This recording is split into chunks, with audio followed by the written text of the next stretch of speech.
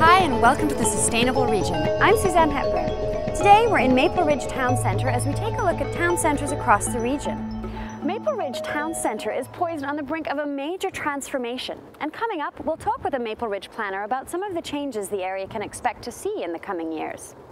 But first up, Kuljit Kayla takes a look at the region's town centre's approach to growth management.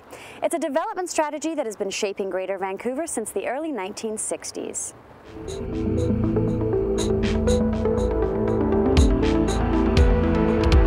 To a large degree, Greater Vancouver has been formed by its geography. The mountains, oceans, and rivers that make this one of the world's most beautiful regions have also influenced the way our cities have grown.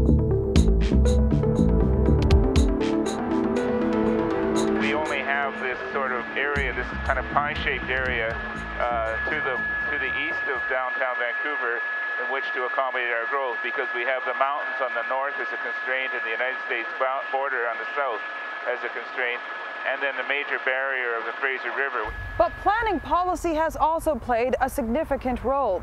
Through a desire to protect our livability, municipalities in Greater Vancouver all agree on the same growth strategy, the Livable Region Strategic Plan. Town centres are a crucial component of that plan. This plan dates back from the mid-60s when the Greater Vancouver Regional District was formed, and the urban structure and accommodating another 1 million people was seen as something that the municipalities should get together as a partnership and figure out how best to accommodate the growth. The Livable Region Strategic Plan identifies a network of town centres across the region. Downtown Vancouver, with its concentration of offices, retailing, entertainment, and other services, forms a metropolitan core serving the entire region. 8 regional town centres serve the sub-regions. All of these centres are designed to have a range of housing and employment options. There's a certain natural evolution to a centre, but to actually make it function in a way that really does create a vibrant urban place takes a lot of planning. For example, some of the centres would only be a major regional shopping mall unless the plan was put in place to make sure that there was housing around it, make sure there was offices, make sure there was good transit. Here in this location at Burnaby's Metrotown, you can see the 5 building blocks of town centres: housing, office towers, and retail space that provide jobs, transportation, amenities such as the public library, and the pedestrian environment. The city has played a major role in ensuring that Metrotown has appropriate amenities and services. On a number of occasions, the city has actually gone out, purchased property, and in turn made it available for a larger assembly by a private developer.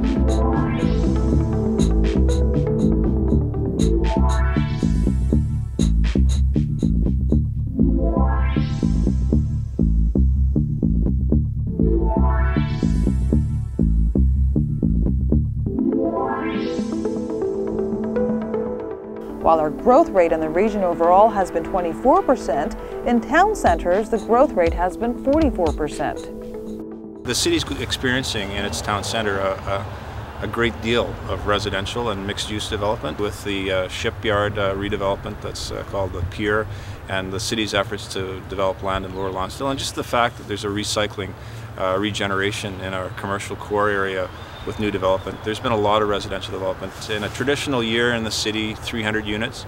In the last 3 or 4 years, been typically 500 units. And most of that concentrated in the town centre. But for town centres to thrive, employment opportunities must be located close to where people live. Metrotown provides over 20,000 jobs through retail, business offices, and government offices. I live here and I work just over there. It's a great 30-second commute. It does make a big difference in what things you can do. I can get out and have a run and be home in time to make dinner where people are still on the roads making their commute home. I don't use my car much at all. We use it for golfing and that's about it. Everything else is right here. Integrating land use and transportation increases the viability of other forms of transportation than the car. Here in Metrotown, 43% of people walk, take transit, or bike to work. The regional average is only 19%. This is why municipalities like Richmond are choosing to build amenities and other services in close proximity. Part of that has been to have commercial developments fronting onto the street, townhouse units that face directly onto the street, so there's front doors, gardens along the street edge. Also, just the way the street's being designed, so that there's on-street parking, there's benches along the edge of the curb, garbage cans, street lights, all of these things. The goal of the town centre strategy is to create complete communities where residents have access to the housing, jobs, and amenities they need. In the North American context, we've been pretty successful at achieving these goals, but there are still challenges to be met. The location of employment has been a real challenge. Office employment in particular. It hasn't gone to the town centres the way we'd hoped. It's gone instead to these low-density office parks where it's been easy to build relatively cheap office space with surface parking over large stretches of areas.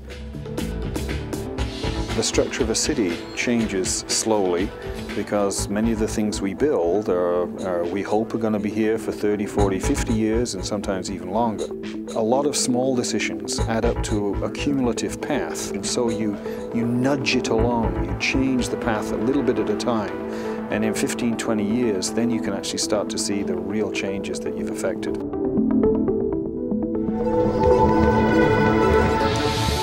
Even though it rains for many months of the year, there is a limited supply of water in the summer. Don't worry if your lawn gets less water. That encourages the roots to grow deeper. We have lawn sprinkling regulations to make sure we have enough water to last the summer. Wednesdays and Saturdays for even-numbered addresses. Thursdays and Sundays for odd-numbered addresses. From 4 to 9 in the morning and from 7 to 10 in the evening. You can water your flowers, vegetables, and shrubs by hand as often as they need it. Water. Don't waste a drop.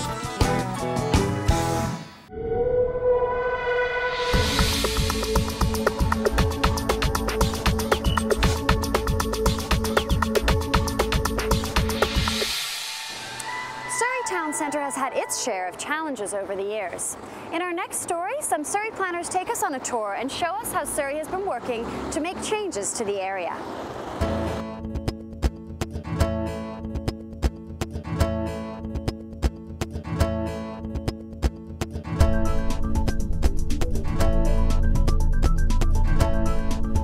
We have a number of challenges that we need to overcome. The pace of development around each of the SkyTrain node area did not proceed as rapidly as anticipated when the city plan was adopted by council in 1991. That's due to a number of factors. Unfavorable economic condition is one, coupled with the unsightly physical condition of the existing commercial building. And the third factor could be associated with the social issues, which provided a place with a negative image of the area.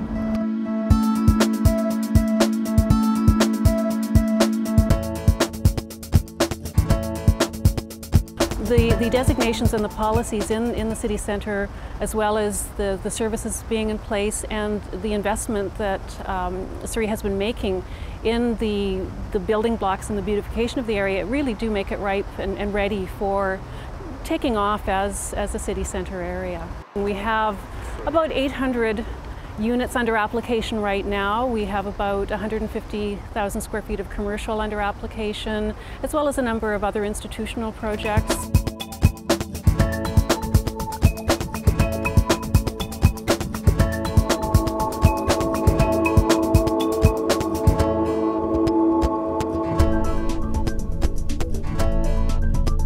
Currently we've got JP Morgan just in the process of moving their staff in. They're ramping up at about 80 new staff a week, and they'll have probably 800 people in here by the fall, and still increasing after that. Simon Fraser University's just announced a major move into the space as well. They've taken nearly 300,000 feet, which is in itself a good-sized building, and so they'll be occupying the Galleria and part of the podium. And then we've got a number of smaller tenants who are still not that small by Vancouver standards.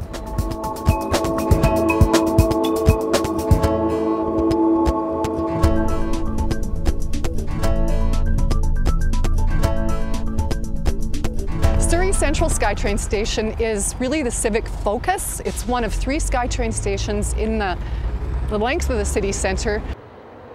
It's a destination, we hope, for City of Surrey residents. There's a bus loop here, there's shopping, there's the rec centre, there's parks, and it's getting to be more of a pedestrian-friendly area.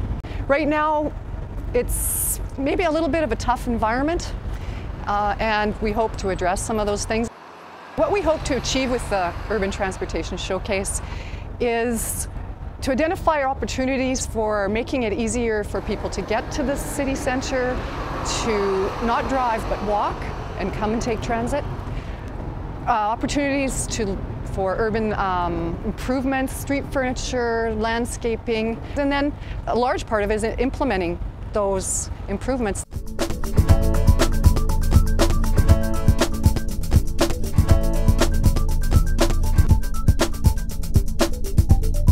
One of the major things that's going on here is an extension of the entry out to the street with glazing, new offices, a gateway entry, and expansion of the physiotherapy and workout rooms.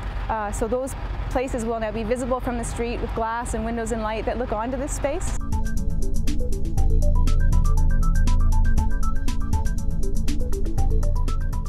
The City of Surrey has over 800 hectares of urban forest land, as well as over 2,000 hectares total of parkland. We have a range of active parks and passive parks, but we do not have a true urban park, which is a park which is designed for informal recreation, informal and passive recreation, a place to help give the community a sense of identity, a place where we develop horticultural gardens, plazas, walking spaces, a place that becomes a real destination for both visitors and residents of city centre, including the students coming in at SFU, business workers' office at lunchtime, and neighbouring residents.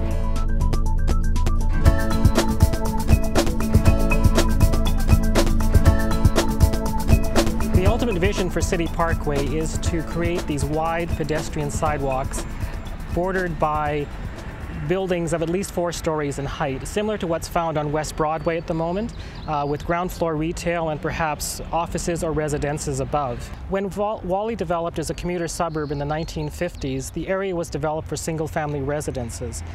Over time, these residences have become run down and dilapidated, and a number of them have been torn down, leaving these vacant lots you see behind me, as well as a few of the remaining single-family dwellings from the 50s and 60s. For a developer to come into the area, they're going to have to assemble a number of these small parcels in order to create a development parcel that's big enough for them to build a project that is economically viable. In most cases, that involves assembling 5 or more of these single-family dwellings, which, since each of these single-family lots are under separate ownership, has proved to be quite a problem in the past. Back in the early 90s, there was one tower, the Scotia Tower, that was built at the Gateway project on 108th Avenue, adjacent to the Gateway SkyTrain station. Initially, this building was completely leased. Over time, however, because the rest of the area around it did not develop, once these leases ran out, the tenants moved elsewhere, leaving the building empty, or at least partially empty. In recent years, however, there seems to have been a renaissance of the leasing activity in the building, and I believe that things are certainly picking up and turning around. And I think that's a reflection just of the city centre here in general, that we have perhaps turned that corner and that we are now heading for brighter days.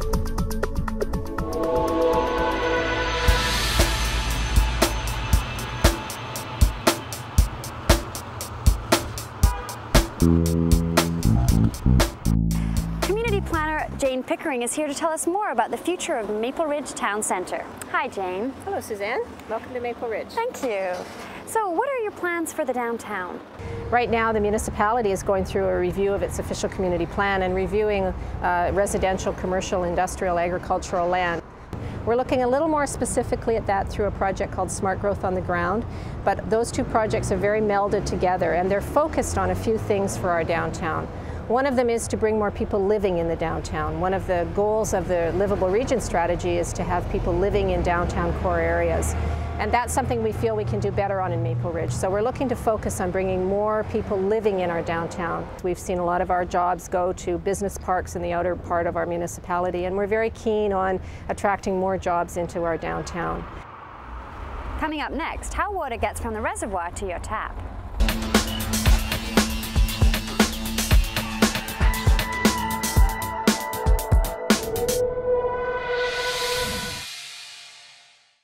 Imagine 85 milk jugs.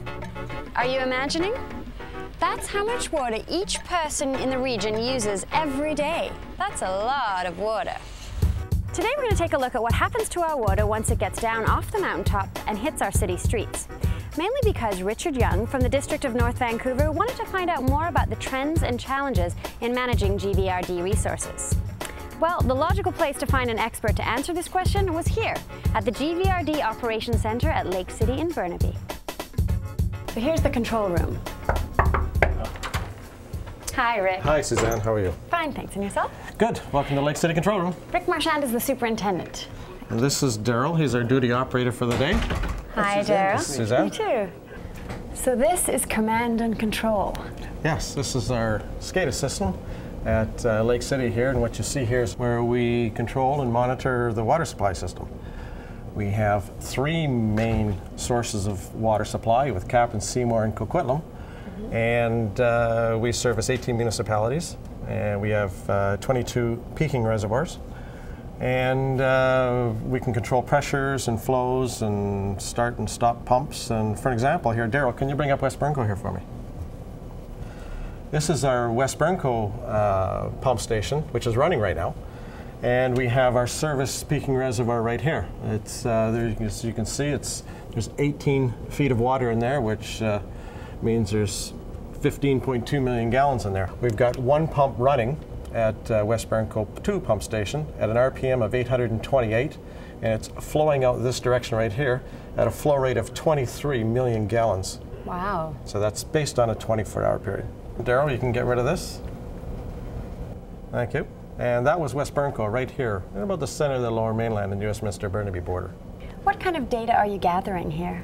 Well, along with the levels and the flows we were just looking at, this is an interesting point here. This is Elwell and Salisbury. It's a pressure point that we monitor in the Burnaby Town Centre zone area, and we call it the 650 zone.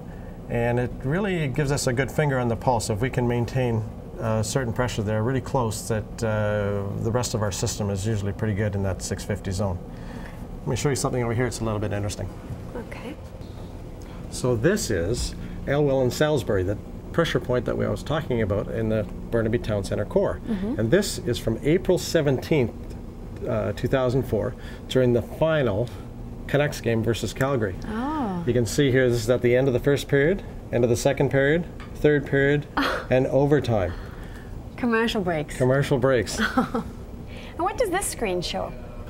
This is 22 of our peaking reservoirs scattered throughout the municipalities and cities. And what we'll do is we will pump water as required through the peak demand times. 8 o'clock draw is our biggest demand time draw at night, for an example. Everybody's turning on the bathtubs for the kids. Right. This particular one here is West Burnco, which we looked at a little earlier. Would you like to go and take a look at it? Yeah, definitely. Well, this is our West Burnco 2 pump station. It's a reasonably new, state-of-the-art pump station.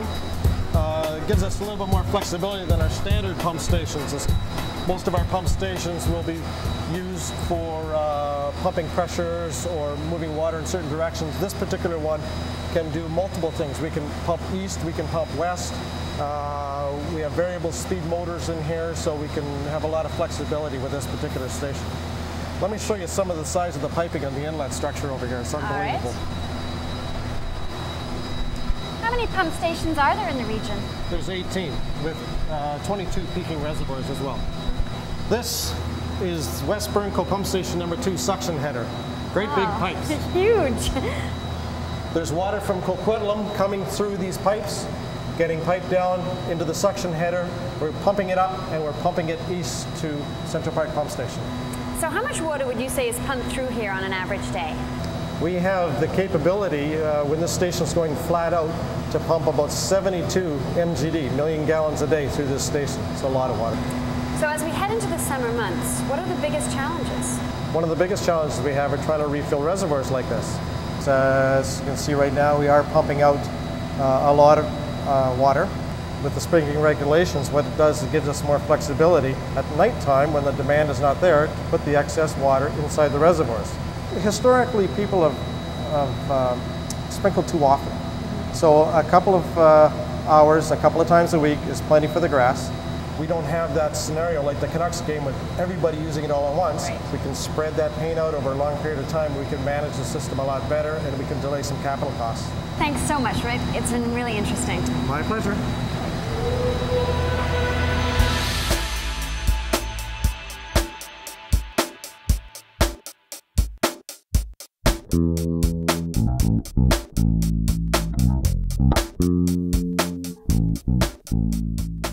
Maple Ridge has undergone numerous transformations over the years since it began as a farming centre. Today it has many housing types available. In 2001, 50% of households in the town centre were renter-occupied, while the other 50% were owner-occupied. Coquitlam is another area of the region undergoing rapid change. Next up, we look at how they're keeping housing options open for area residents. Well, certainly the town centre has been an interesting evolution. In 10 years I have seen tremendous changes. It makes getting around far easier. The city of Coquitlam is part of the Livable Region Strategic Plan's growth concentration area, and our role in that is as the regional town centre for the whole northeast sector, which includes Anmore, Belcarra, Port Moody, Port Coquitlam and Coquitlam. So in that central role for not just Coquitlam but the whole northeast sector, the regional town centre is anticipated to really follow through on the Livable Region Strategic Plan's pillars around growth management. Certainly the whole town centre concept has been very well planned in Coquitlam, and a plan of long standing, certainly since the 70s and 80s. That plan put in a framework of public services, how the roadways would be laid out, how the sidewalks would relate to those roadways and provide a setting for various development sites, identified where the land use concentrations for the retailing would be, for employment, for housing. Probably the first landmark that many people in the region would remember is when Coquitlam Centre was developed at Lougheed Highway and Barnett Highway. And since that time, more retailing has been attracted. A number of plans were put in place to put civic facilities and provincial facilities in the town centre. And with all that energy, the residential development market responded wonderfully.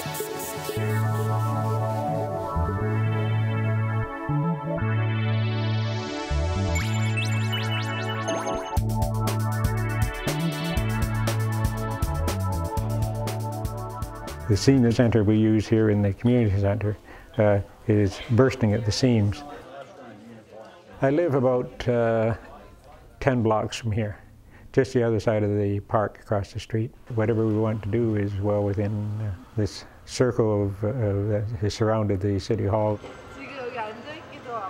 Virtually all of our shopping, of course, in the mall. It's got pretty well everything we could imagine ever needing. Same applies with movie theaters, the centre here itself. The bus service has somewhat improved in the last number of months since we went to the smaller buses, and that's made it quite a bit easier for a lot of people to get here by bus. And even here, this was just bushland where we used to walk and play with a dog with the school, and the aquatic centre wasn't there. So I've seen tremendous changes, but to me they've all been for the good.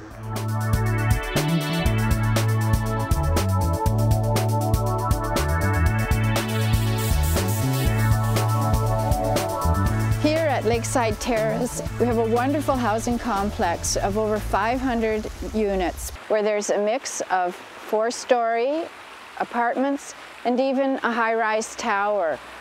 City Council, the planners, and the developer work together to ensure that the public can also enjoy these amenities on public walkways that crisscross the site.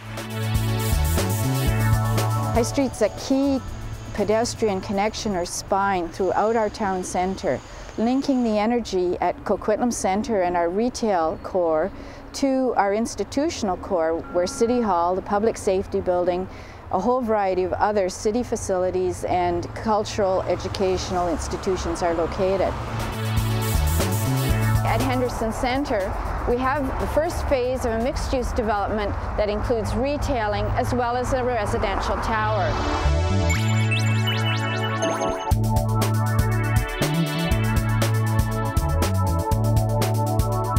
One of the real challenges in our town centre, because of the time when it was developed, was that it really can at times seem dominated by the automobile.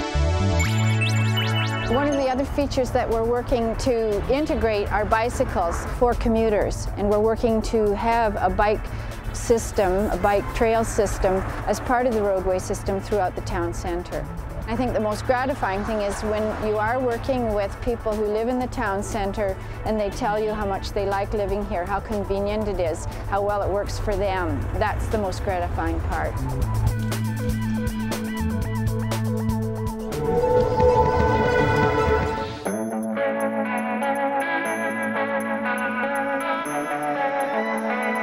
Well, that's our show for today. We would like to hear your comments on this show. Call us at 604-436-6794 or email us at sustainableregion@gvrd.bc.ca. I'm Suzanne Hepburn. I'll see you next time.